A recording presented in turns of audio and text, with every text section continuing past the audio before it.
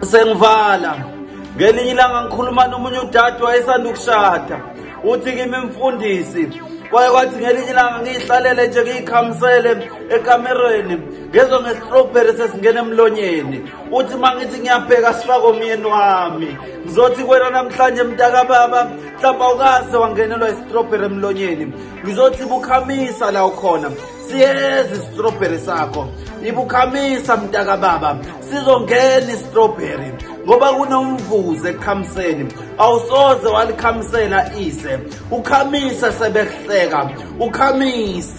ukhamise sebehleba bethi uma khamisa ukhamise ngoba wena uyazi ukuthi ukhamiseleni kodwa ke check into eyodwa buka iposition lo dade wayekhamise kuyo wayekhamise emshadweni